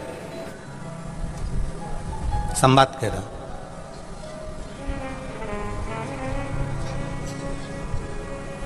अब एक दिन ध्रुव जी ने अपनी मां सुनीति से पूछ लिया, मां भगवान की अविरल भक्ति कैसे प्राप्त करी जाती है? तो माता सुनीति ने बड़े भाव से कह दिया पुत्र ध्रुव जी से। 4 साल के ध्रुव जी हो रहे थे, लगभग 3 साढ़े 3 वर्ष के ध्रुव जी होंगे, और उस समय पर ध्रुव जी से कह दिया, ध्रुव सुनो, तुम्हारी जो बुआ है ना प्रसूति, उनके घर में जो बेटी जन्मी है ना सती, वो शिव जी को ब्याही है, शंकर भगवान को ब्याही है, और भगवान शिव जी से उनका विवाह हुआ है। और शंकर भगवान से विवाह करना कोई इतनी सरल बात नहीं है। शिव जी से विवाह करना इतना कोई सरल बात नहीं है, शंकर भगवान से विवाह करना इतना सरल नहीं है। सती मैया ने जरूर अपनी माता प्रसूति के कहने पर भगवान शिव की आराधना करी होगी, भगवान शंकर की आराधना करी होगी, और बिना आराधना के सुख का अनुभव नहीं हो सकता, बिना आराधना के, बिना भक्ति के शिव मिल नहीं सकता। बिना आराधना के भगवान शंकर नहीं मिल सकते, ये निश्चित है। तो तुम एक काम करो, अपनी बुआ के घर जाओ। अब देखिएगा जरा, जहां स्वयं उत्तानपाद अपने पुत्र को सम्मान नहीं दे रहा, उत्तानपाद अपने बेटे को सम्मान नहीं दे रहा, आदर नहीं दे रहा, मां बुआ कैसे आदर दे सकती है? पर 3.5 वर्ष की अवस्था थी ध्रुव जी महाराज की, और प्रसूति के घर पर दक्ष प्रजापति के यहां ध्रुव जी पहुंचे। विष्णु पुराण का बड़ा सुंदर संवाद है ये, और इसी को कुर्म पुराण में और ब्रह्म वेवर्त पुराण में भी बड़ा सुंदर लिखा गया। थोड़ा ध्यान लगाकर सुनोगे तो आनंद की अनुभूति होगी आप लोगों को। 3.5 वर्ष के ध्रुव जी महाराज, और 3.5 वर्ष के ध्रुव जी महाराज अपनी बुआ के घर पर गए, अपनी बुआ जी के यहां पर पहुंचे। 3.5 वर्ष के जब ध्रुव जी महाराज अपनी बुआ के घर पर जाते हैं, अपनी बुआ के घर पर पहुंचते हैं, 3.5 वर्ष के ध्रुव जी महाराज जब बुआ के दरवाजे पर पहुंचे, बुआ के घर पर पहुंचे, दक्ष प्रजापति ने जो देखा ध्रुव जी को, और ध्रुव जी को देखकर तुरंत उनको अंदर प्रवेश लेने से पहले पूछा, ये 3.5 वर्ष का बालक यहाँ कैसे आया, कौन लेकर आया, आखिर ये बालक कौन है, आखिर ये बालक है कौन, कौन है ये? 3.5 वर्ष का बालक है, छोटी सी अवस्था है उसकी, छोटा सा स्वरूप है उसका, कौन लेकर आया इसको? और बालक भी इतना सुंदर, बालक भी इतना मनमोहक। देखा, इतने में बालक ने एक आनंद वचन से कह दिया, मैं माता सुनीति का पुत्र हूं। अभी इनको ये नहीं मालूम कि इनके पिता उत्तानपाद हैं, बस उन्होंने कह दिया मैं सुनीति का पुत्र हूं, मैं माता सुनीति का पुत्र। सुनीति का शब्द सुनते से ही माता प्रसूति के मन में भाव आ गया कि मेरा भाई प्रियव्रत और उत्तानपाद, उत्तानपाद की दो धर्म पत्नियां हैं, सुनीति और सुरुचि, और सुनीति का पुत्र है ये, तो ये मेरे घर आया है, मेरा भतीजा है, मेरे घर आया है, मेरा भतीजा। प्रसन्न हो गए। बुआ का मतलब देपालपुर वाले तो अच्छे से जानते होंगे ना, अरे बोलो तो जम के, जानते हो ना? बुआ का मतलब होता है जो दे दुआ, वही होती है बुआ। जो बद्दुआ दे वो कभी बुआ नहीं हो सकती।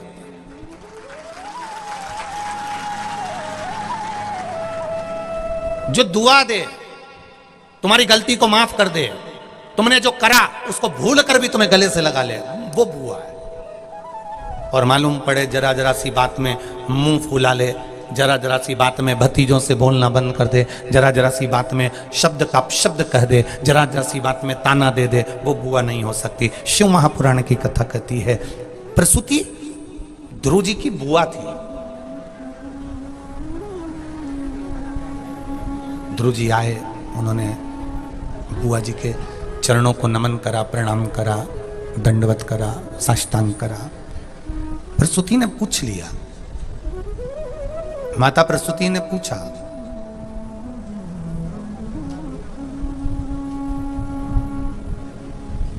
माता प्रसूति पूछ रही है तुम्हारा आने का कारण क्या है, किस लिए आए हो, और कहां है तुम्हारी माता सुनीति? कहा मेरी मां तो वन में रहती है, जंगल में रहती है, और मैं उन्हीं का पुत्र हूं। क्या तुम्हें तुम्हारे पिता का नाम नहीं मालूम? नहीं, मेरी माता ने अभी मेरे पिता का नाम नहीं बताया। बस अगर पिता का नाम नहीं बताया है आपको, ये लेकर, ये ले लो बेटा, यार अंदर पूजन। अगर पिता का नाम नहीं बताया है आपको, पिता का नाम अगर नहीं बताया आपको, तो फिर बुआ का नाम कैसे बता दिया? तो कहा बस मेरी मां कहती थी कि मैंने मेरी माता से प्रश्न करा था कि भक्ति का बल कैसे बढ़ सकता है, भक्ति कैसे बढ़ सकती है, विश्वास कैसे बढ़ सकता है, दृढ़ता कैसे आ सकती है, भक्ति कैसे बढ़ सकती है, विश्वास कैसे बढ़ सकता है, दृढ़ता कैसे बढ़ सकती है? तो मेरी माता ने कहा कि तेरी बुआ की जो पुत्री है सती, वो शंकर भगवान की अविरल भक्ति को प्राप्त करी है, विश्वास के साथ शिव को प्राप्त करा है, इसलिए तुम जाओ और भगवान देवाधिदेव महादेव के उन माता के रूप में प्रसूति से आप जाकर निवेदन करो। तब मैं बुआ जी आपके पास में आया हूं, मैं आपके पास।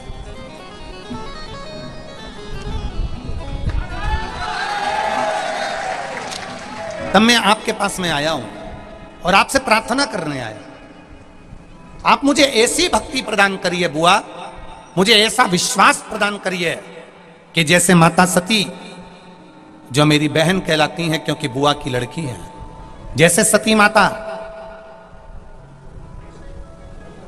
भगवान शिव को प्राप्त कर लेती हैं, ध्रुव जी कहते हैं बुआ मुझे भी ऐसी भक्ति दे दो, सती जैसे शिव को प्राप्त कर लेती हैं, मुझे ऐसी भक्ति दे दो जिससे मैं नारायण को प्राप्त कर लूं। ऐसी अविरल भक्ति मुझे प्रदान कर दीजिए, ऐसी अविरल भक्ति मुझे दे दीजिए, मैं नारायण को प्राप्त कर लूं, मैं भगवान विष्णु को प्राप्त कर लूं, ऐसी अविरल भक्ति मुझे चाहिए। ठीक है,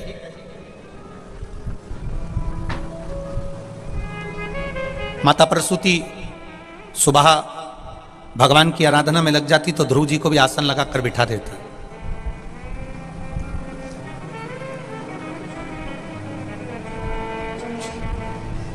सारी दुनिया का पहला बालक थे ध्रुव जी महाराज, जिन्होंने 4 वर्ष की अवस्था में भगवान विष्णु को प्राप्त कर लिया था। दुनिया के पहले बालक थे, 4 वर्ष की अवस्था में भगवान को प्राप्त करा था ध्रुव जी महाराज ने।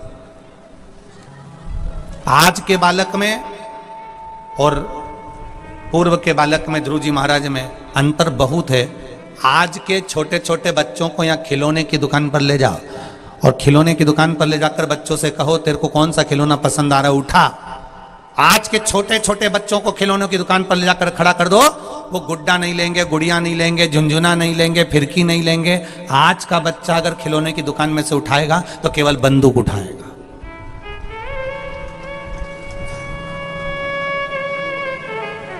आज के छोटे छोटे बच्चों को खिलौने की दुकान पर ले जाकर रख दो, छोटे छोटे बच्चों को खिलौने की दुकान पर ले जाकर विराजमान कर दो, वो उठाएगा तो बंदूक उठाएगा। ना तो उसको गुड्डा चाहिए, ना गुड़िया चाहिए, ना फिरकी चाहिए, ना झुंझुना चाहिए, उसको कोई खिलौना नहीं चाहिए, उसको चाहिए तो केवल बंदूक। होली आएगी, पिचकारी दिलाने के लिए लेकर जाओ तो उनको अगर कोई पिचकारी चाहिए तो बंदूक वाली पिचकारी चाहिए, उनको हथगोले वाली पिचकारी चाहिए, उनको गन वाली पिचकारी चाहिए। आज के समय के बच्चों को बहुत कम बच्चे ऐसे होते हैं जो कोई पूजन का सामान पसंद करते हैं। पूजन का सामान,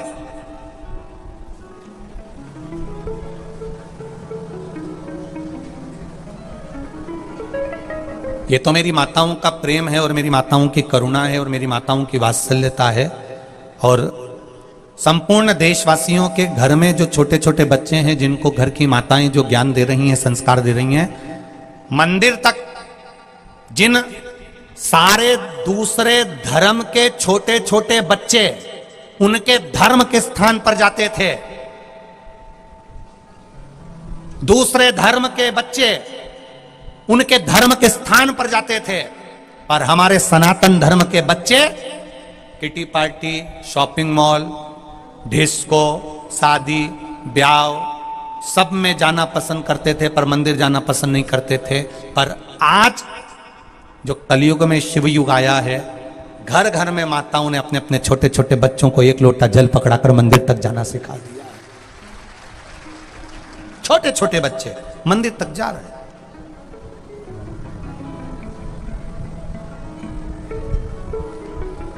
जरूरी है।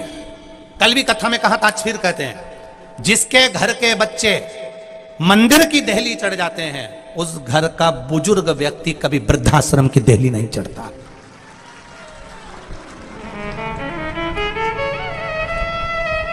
भाई साबुन में कितनी भी खुशबू आए, खुशबू साबुन की तुम्हारे शरीर का मेल नहीं धोएगी। साबुन के ऊपर का कागज कितना सुंदर हो, कितना भी अच्छा रेपर हो, सुंदर कागज हो, वो कागज तुम्हारा मेल नहीं धोएगा। साबुन की टिकिया कितनी भी सुंदर हो, वो तुम्हारा मेल नहीं धोएगी। साबुन में कितनी भी खुशबू आए, वो तुम्हारा मेल नहीं धोएगी। साबुन के ऊपर कागज कितना भी सुंदर हो, वो तुम्हारा मेल नहीं धोएगा। साबुन के अंदर जो कास्टिक सोडा होता है, शरीर का मेल वो धोता है, खुशबू नहीं, रेपर नहीं, साबुन के ऊपर का कागज नहीं। अगर मेल धोएगा तो उसमें जो कास्टिक सोडा पड़ा हुआ है वो मेल धोएगा। उसी तरह तुम कितने भी सुंदर हो, तुम कितने भी जोरदार कपड़े पहने हो, तुम्हारी सुंदरता कपड़े से नहीं आती, तुम्हारी सुंदरता तुम्हारे चेहरे से नहीं आती, तुम्हारी सुंदरता तुम्हारे हृदय से, सुविचार से आती है कि तुम्हारा मन कैसा है, तुम्हारा मन कैसा है। कास्टिक सोडा मेल को धो देता है। तुमने कपड़े अच्छे पहन लिए, तुम्हारा रेपर अच्छा है, साबुन की टिकिया पर जो कागज लगा है वो कागज अच्छा है, साबुन की टिकिया पर जो कागज लगा है वो कागज अच्छा है, रेपर अच्छा है, खुशबू अच्छी आ रही है, इत्र लगा लिया, शरीर में से खुशबू आने लगी, तुमने कपड़े बदल लिए, शरीर अच्छा दिखने लगा, हार माला सब कुछ पहन लिया, शरीर अच्छा दिखने लगा। उससे तुम्हारे शरीर की सुंदरता नहीं झलकती, तुम्हारी वाणी से, तुम्हारे निर्मल स्वभाव से, तुम्हारी चित्त से, तुम्हारी वृत्ति से, तुम्हारे मन से तुम्हारी सुंदरता झलकती है।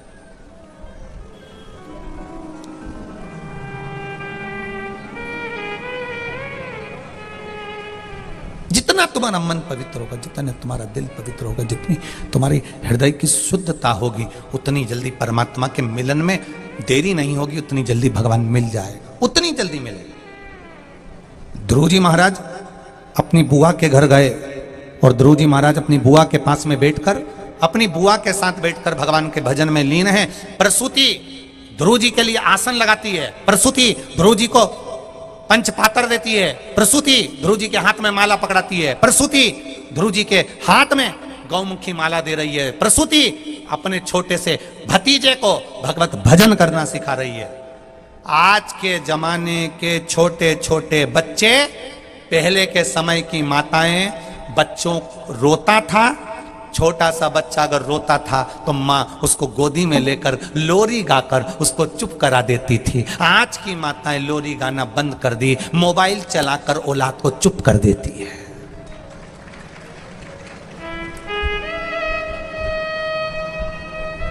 पहले के बच्चे भोजन करते करते अपनी दादी से, अपनी मां से कहानी सुनते थे। कहानी, एक राजा विक्रमादित्य थे, एक बेताल था, उसके 32 ये थे, सिंहासन था, उसमें रानी थी, कहानी सुनता था। आज के जमाने में बच्चा भोजन करते करते मोबाइल में कार्टून देखता है। कार्टून, डोरेमोन, कार्टून देख रहा है छोटा छोटा बच्चा। मां ने भी देख लिया। जैसे ही बच्चा घर में जिद करने लगता है, जैसे ही बच्चा घर में चिल्लाने लगता है, जैसे ही बच्चा घर में रोने लगता है, मां इतनी समझदार हो गई, बच्चे को मोबाइल पकड़ा देती है, ले खेलते रहे। अब वो अकेला मोबाइल में लगा रही और तुम आराम से सबसे बात करती रही, फिल्म देखती रही, टीवी देखती रही, नाटक देखती रही, और वो मोबाइल में अपनी लीला करता रहा, देखता रहा। बच्चे को संस्कार क्या दिया?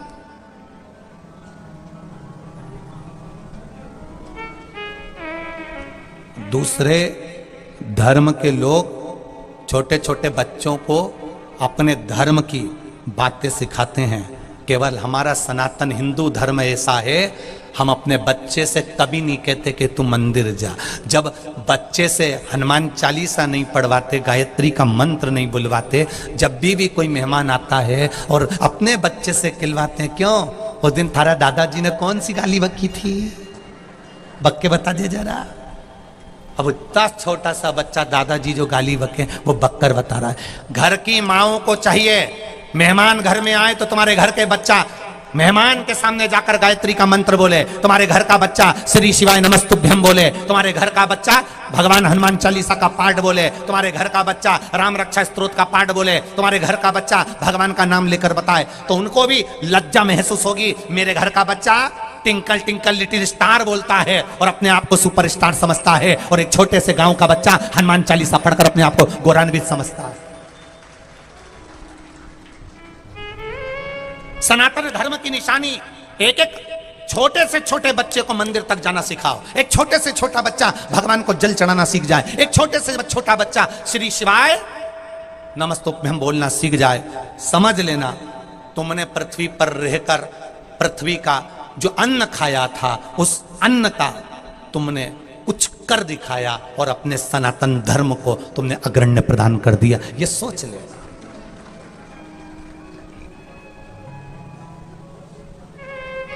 आज के समय की बहुएं तो फिर भी रोटी दे रही है रिजीजियों। ये जितनी सास बैठी है ना, खुश होना, मंदिर में जाके 2 लोटा जल चढ़ाना कि आज की बहू तो फिर भी 2 रोटी दे रही है, अच्छे से बोल रही है। पर बहू को एक बात जरूर कह देना, तेरा क्या होगा रे कालिया। हमने पुण्य करे थे तो हमारी बहू अच्छी मिल गई, 2 रोटी दे रही है, अच्छे से बोल रही है, चाय पिला रही है, अच्छे से हमारी सुन रही है। भले थोड़ा मुंह ज्यादा चला दे पर सुने तो। आज की बहू इतनी तो सुन रही है, बहुत है। पर बहू से कहना, बेटा हमने तो अपने जो संस्कार दिए थे वो हमको दिख रहे हैं, तू भी अपने बच्चे को अच्छा संस्कार देना। हमारे को हमारी चिंता नहीं है, क्योंकि तू बहुत अच्छी आ गई। तू हमको रोटी भी दे रही है, संभाल भी रही है, दवाई भी दे रही है, शिव पुराण भी सुनवा रही है, पर चिंता तेरी लगी है। क्योंकि ये अंग्रेजी स्कूल में पढ़ पढ़कर औलाद इतनी विचित्र हो गई है।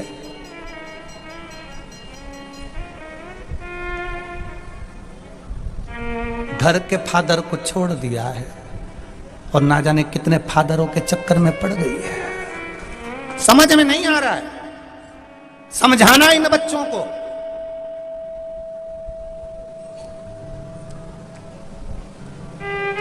जिस बच्चे को जिस बेटा बेटी को अपने माता पिता के वचन बुरे लगने लगे, जिस बेटा बेटी को घर के दादा दादी के वचन बुरे लगने लगे, जिस घर के बच्चों को अपने घर के बड़े लोगों ने समझाना चालू करा और उनके वचन बुरे लगने लगे, घर की मां समझाए बुरी दिखे, घर का बाप समझाए बेटा बेटी को बुरा दिखे, घर का भाई समझाए बेटा बेटी को बुरा दिखे, घर के चाचा चाची समझाएं घर के बच्चों को बुरा लगे, जिसके घर के बड़े समझाएं और घर के बच्चों को बुरा लगने लगे, और दूसरे समझाएं तो अच्छा लगने लगे। जब दूसरे समझाए तो अच्छा लगे और घर का समझाए तो बुरा लगे, समझ लेना उस बच्चा और बच्ची की जिंदगी नरक होने वाली है, वो जिंदगी सार्थक नहीं हो सकती।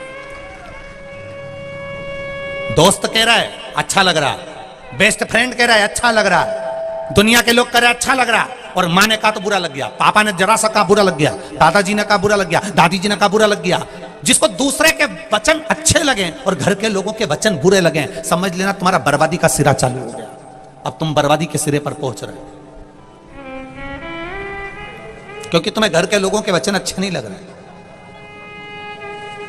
तुम्हें दूसरे के वचन अच्छे लग रहे हैं, दूसरे के शब्द अच्छे लग रहे हैं।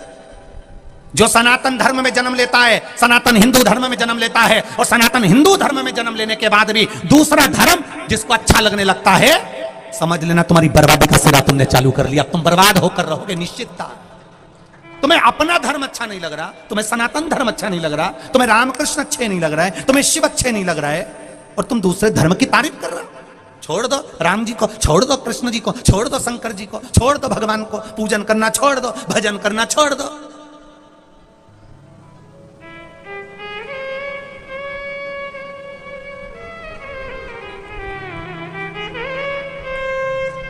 इतनी मोटी मोटी किताबें लोग फ्री में बांट रहे हैं केवल ये कहने के लिए कि भगवान छोड़ो, राम छोड़ो, कृष्ण छोड़ो, शिव छोड़ो,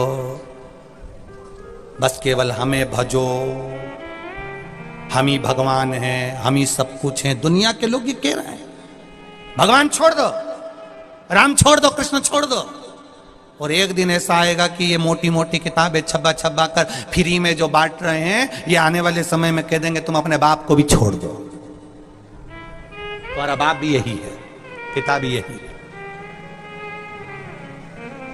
कितना आडंबर फैला के रखा है लोगों ने, कितना आडंबर। किस लक्ष्य की ओर जा रहे हैं? गुरु जी महाराज अपनी बुआ के पास में बैठे, बुआ ने आसन लगाया, मेरा दादियों से निवेदन है घर के पोता पोती को जल चढ़ाना सिखाओ, आसन लगाकर बिठाना सिखाओ 5 मिनट। बहू कहेगी स्कूल में देरी हो रही है, कोई बात नहीं बेटा 5 मिनट पहले उठाओ बच्चों को, स्कूल जाने से पहले उनको जल चढ़ाने भेजो। स्कूल जाएगा ना उसके पहले जल चढ़वा, मंदिर नहीं जा सकता तो सूर्य नारायण को जल चढ़ा, सिखाओ उसको। छोटे छोटे बच्चे मुख से बोले श्री शिवाय, जम के बोलो जरा, श्री शिवाय नमस्तुभ्यम। कितने बच्चे बैठे हैं कथा में? जितने बच्चे बैठे सब खड़े हो जाओ, जितने बच्चे बैठे हैं। अरे गजब कर दिया रे तुमने तो, बहुत सारे हो रहे। जितने बच्चे बैठे हैं सब खड़े हो गए। मंदिर जाते हो बेटा? दोनों हाथ उठाकर बोलो, जाते हो? एक लोटा जल चढ़ाते हो? मंत्र आता है बोलना? श्री शिवाय नमस्तुभ्यम बोलना जानते हो? सब बोलो, श्री शिवाय नमस्तुभ्यम। जम के बोलो जरा, वापिस बोलो चिल्ला के। बहुत बढ़िया, बैठ जाओ, गुड बॉय, बैठ जाओ, बैठ जाओ, बहुत सुंदर। होना चाहिए ये संस्कार, हमारे जीवन के होना चाहिए। हम भी सिखाएं हमारे बच्चों को मंदिर जाने का तरीका। महाराज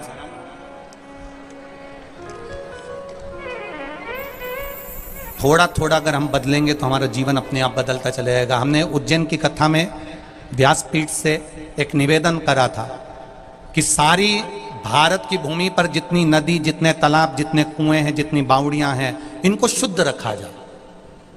मंदिर का निर्माल्य, घर का निर्माल्य, भभूति, सूखे फूल पत्ती, मंदिर में, नदी में ना फेंकें। तो हमने कहा था कि प्रत्येक गांव में, प्रत्येक नगर में, पहले प्रत्येक शहर में निर्माल्य विसर्जन के लिए हफ्ते में एक बार एक रथ, एक कलश घूमना चाहिए, जिस रथ में लोग अपने घर के, जैसे सुबह सुबह कचरा गाड़ी घूमती है तो लोग कचरा डाल देते हैं, उसी तरह अपने घर में जो निर्माल्य, जो भभूति, पत्ती, फूल, जो खंडित फोटो वोटो लोग पीपल के पेड़ के नीचे या मंदिरों में या नदी में ले जाकर डाल देते हैं, उनके लिए एक निर्माल्य की गाड़ी घूमना चाहिए हफ्ते में एक बार।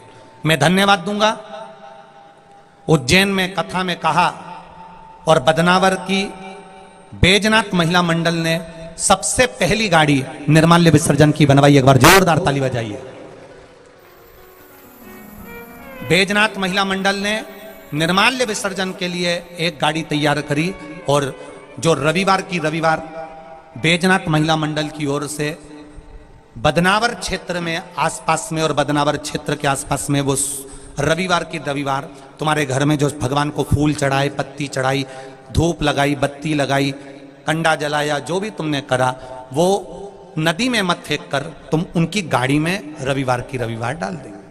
हमने निवेदन करा था कि प्रत्येक गांव में, प्रत्येक शहर में एक निर्माल्य विसर्जन की गाड़ी चलना चाहिए।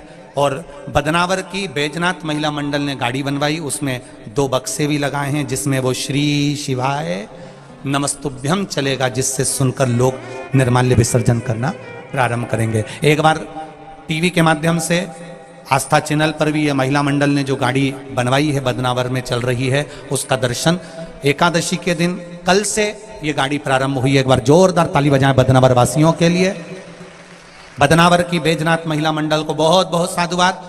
हमने कहा था जिस जिस क्षेत्र के लोगों ने गाड़ियां बनवाई हैं और वो गाड़ी निर्माल्य विसर्जन के लिए नदी, तालाब, कुएं की शुद्धता के लिए, स्वच्छता के लिए चलाएंगे, उस गांव की जो संस्था गाड़ी बनवाकर चलवाएगी उसका स्वागत हम आस्था चैनल पर करेंगे।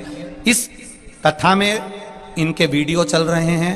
किसी भी एक कथा में बदनावर की महिला मंडल को बुलाकर, जहां कहीं भी आसपास में कथा होगी वहां बदनावर की महिला मंडल को बुलाकर उनको विठलेश सेवा समिति द्वारा एक शील्ड भेंट करी जाएगी और उनका आदर करा जाएगा।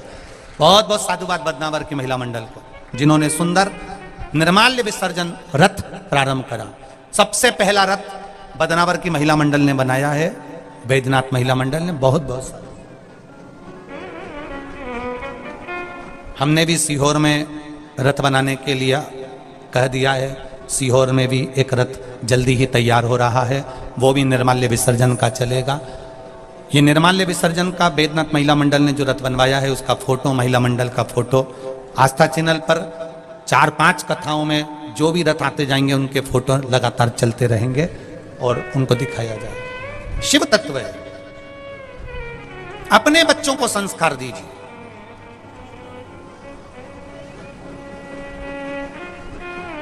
अपने बच्चों को आदर करना सिखाइए। ध्रुव जी महाराज को माता बुआ ने, प्रसूति ने अपने पास में आसन लगाकर बिठाया, आसन लगाकर बिठाकर उसको सिखाया भजन कैसे करना, स्तुति कैसे करना।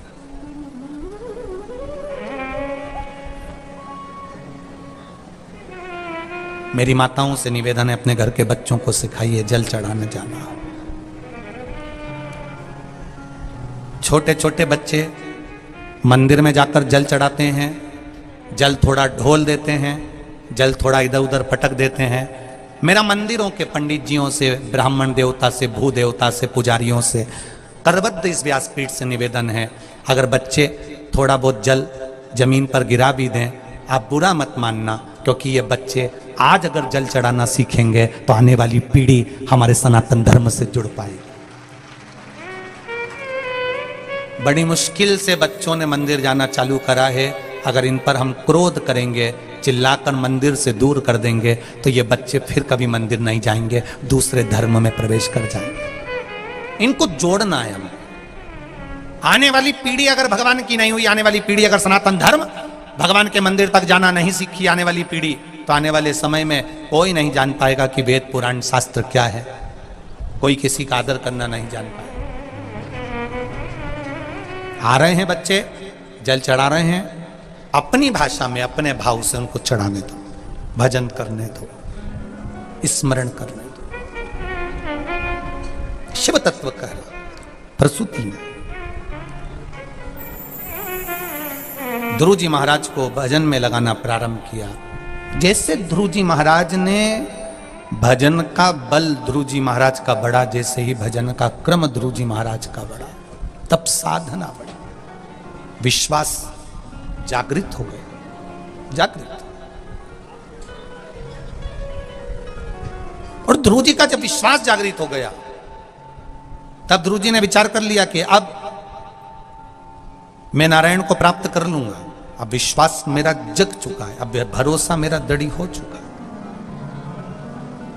विश्वास जागृत हो चुका है, अब मैं नारायण को प्राप्त कर लूंगा।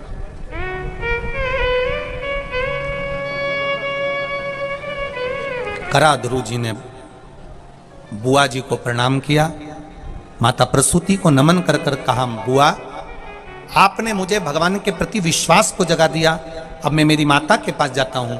ध्रुव जी महाराज अपनी माँ सुनीति के पास गए, माता सुनीति से कहा, माँ मेरे पिता कौन है? ना तो मेरी बुआ ने नाम बताया, ना आप बताती हो। माँ ने कह दिया तेरे पिता राजा उत्तानपाद हैं। उत्तानपाद के सिंहासन पर जब ध्रुव जी महाराज चढ़कर बैठे, गोदी में छोटी माँ सुरुचि ने हाथ पकड़कर उतार दिया, अगर तुझे पिता की गोद में बैठना है तो मेरे गर्भ से जन्म लेना पड़ेगा, तब तू पिता की गोद में बैठ पाएगा। रोते हुए ध्रुव अपनी माँ के पास पहुंच गए। तेरी बुआ ने कहा था ना कि विश्वास रखना उस परमात्मा पर। दुनिया ठोकर देगी, दुनिया गाली देगी, दुनिया ताने देगी, दुनिया वालों पर भरोसा करोगे तो एक दिन धोखा जरूर खाओगे, और अगर महादेव पर भरोसा करोगे तो भव सागर से पार उतर जाओगे, ये निश्चित है। ध्रुव अगर तुम्हें बैठना है तो भगवान की गोद में जाकर बैठो। बस ध्रुव जी महाराज माता के वचन पर विश्वास कर लिए। जैसे बुआ के यहां से, माता प्रसूति के यहां से सीख कर आए थे, वैसा कि वैसे ध्रुव जी महाराज ने अपनी माता के वचन पर विश्वास किया और विश्वास कर कर वन की ओर चल दिए। आगे प्रसंग बहुत है माता प्रसूति के, अपन श्रवण करेंगे। श्री गणेश जी महाराज का प्रागट्य हुआ है। जोरदार ताली बजाकर भगवान देवाधिदेव महादेव, माता पार्वती और श्री गणेश जी महाराज का जय घोष बड़े आनंद के साथ। बोल गणेश जी महाराज की।